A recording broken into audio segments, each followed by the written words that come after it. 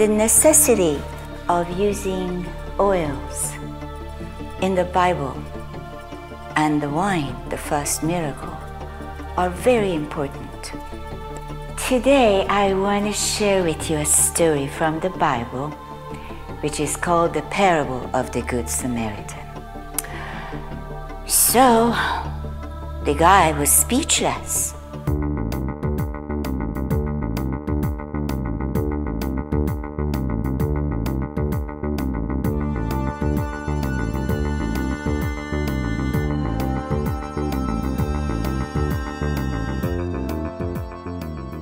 Jesus was asked a question by a lawyer that knew the law.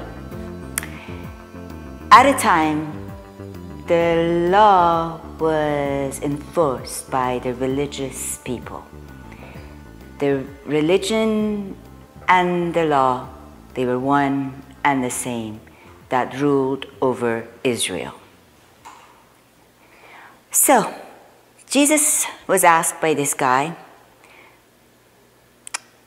"Teacher, what shall I do to inherit eternal life?" Well, you know, inheritance means something that you get. You really don't have to do much for it. I mean, it's something that you receive as a blood relative passes on. So, Jesus responded, "What is written in the law? What is your reading of it?" So Jesus challenged him with saying that, "You're asking me inheritance, but you know there is more work involved. What does the law say?" So then the lawyer answered and said, "You shall love the Lord your God with all your heart, with all your soul, and all your strength, and with all your mind, and your neighbor as yourself." My bird may be joining us. Let's see if she will. I will try, but I can't promise. She's got her own will here. So I'll move on. So then he said, Jesus said, "You have answered rightly. Do this and you will live."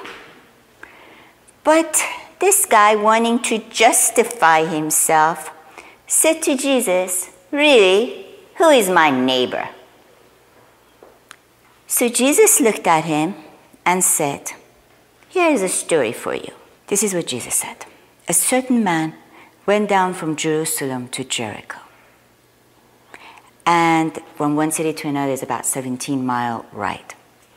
And fell among thieves, who stripped him of his clothing, wounded him, and departed, leaving him half dead. And then, as he is fallen onto the ground, he's stolen, his donkey's gone, his goods are gone, a certain priest came down that road. And when he saw him, he passed on the other side. He just didn't want to deal with it.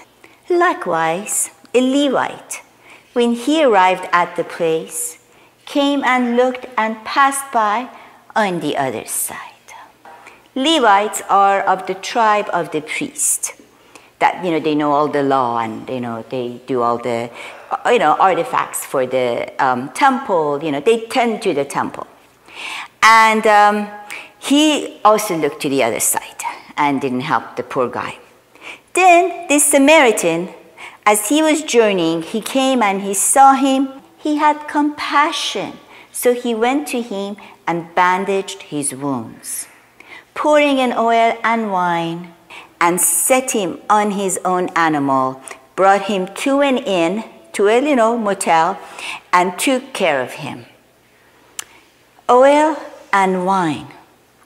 Oil he used in order to help his wounds. The necessity of using oils in the Bible and the wine, the first miracle, are very important. And we need to be aware of preventive measures and how to take care of ourselves using natural remedies. So then he departed. He took him to the inn, and the next morning he departed and he gave some money to the innkeeper in order to take care of him. He took out 2 denarii, that's the money of the time. Let's say, $200. Gave them to the innkeeper and said to him, take care of him.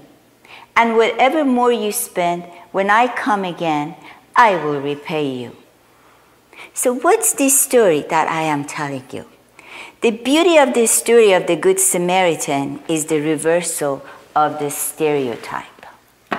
The priest and the Levite traditionally were the ones that you would expect that they would be doing the right thing.